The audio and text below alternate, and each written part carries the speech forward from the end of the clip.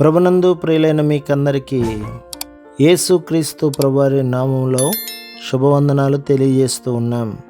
దైవజనులు బ్రదర్ భక్త సింగ్ గారి పరిచర్యలో నుండి అలసిన వానిని ఊరడించు మాటలు. ఏప్రిల్ 25. మనలను ప్రేమించిన వాని ద్వారా మనము వీటన్నిటిలో అత్యధిక విజయం పొందుచున్నాము. రోమాపత్రిక 8వ అధ్యాయం 37వ వచనం. ఆయనను, ఆయన మహిమను మనము స్పష్టముగా చూడవలనని ప్రభువు కోరుచున్నాడు. ఆయన ఉన్నట్టుగా ఆయనను చూడక, ఆయనను తెలుసుకొనవలసినంతగా తెలుసుకొనకపోవట చేతనే మనము అనేక కష్టములను ఎదుర్కొనుచున్నాము. మనము ఎప్పుడు నిరుత్సాహము, నిరాశ, ఓటమిలో నున్నట్లు భావించుదుమో అప్పుడు మనకు సరైన పరిష్కారం ఒకటి కలదు. అది యేసుక్రీస్తు ప్రభువు వైపు తిరిగి ఆయన నూతన ప్రత్యక్షతను పొందుటయే. ప్రపంచమంతటిలోని క్రైస్తవ ప్రజలందరూ తమలో పరిశుద్ధత లేదని విషయమును ఎరుగుదురు. దేవుని ప్రజలలో జీవము కానీ శక్తి కానీ మనము చూడలేకపోవచ్చున్నాము. అయినప్పటికీ మన ప్రభు ఇట్లు చెప్పుచున్నాడు, నేను చేయు క్రియలు నా యందు విశ్వాసముంచువాడును చేయును, వాటికంటే మరి గొప్పవియు అతడు చేయును.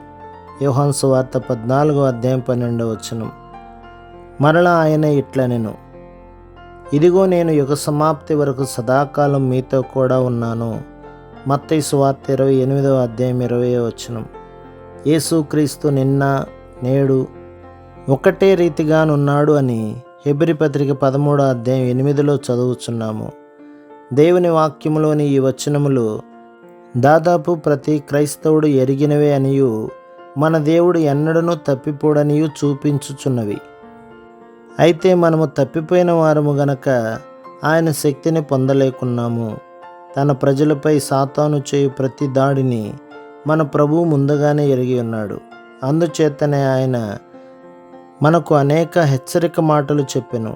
శత్రువు బలవంతుడు గనక నేను ఓడించబడుదునని మనం తలంచరాదు. మన ప్రభువు ధైర్యం తెచ్చుకొనడి, నేను లోకమును జయించి ఉన్నాను అని స్పష్టముగా చెప్పుచున్నాడు. కేవలం ఆయన వలననే, ఆయన ద్వారానే విజయము పొందగలము.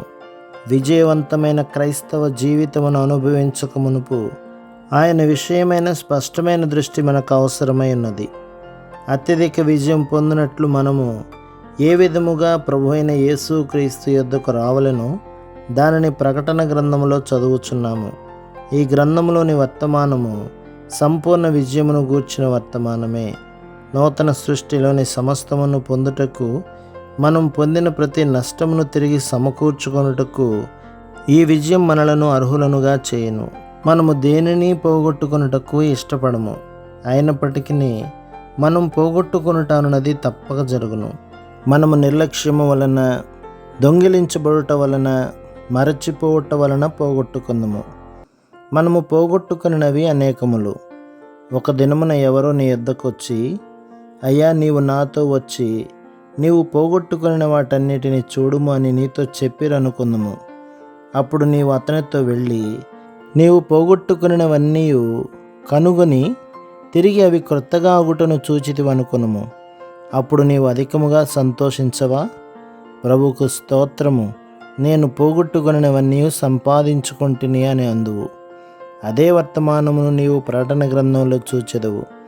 ఆదాము అవ్వలు ఏదెను తోటలో చేసిన పాపం మొదలుకొని సమస్త నష్టము సమకూర్చబడుటను నీవు చూచెదవు.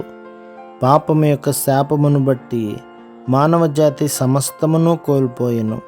మనము నష్టపడిన దానినంతటినీ సమకూర్చుకొనుటకే యేసుక్రీస్తు ప్రభు ఈ లోకమునకు వచ్చెను.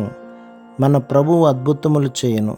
పాపము చేత పతనమైన మన జీవితములను ఆయన పరిపూర్ణమైనవిగా చేయును. ప్రభు మిమ్మును, మీ కుటుంబమును, మీ సంఘమును దీవించి ఆశీర్వదించునుగాక. ఆమేన్.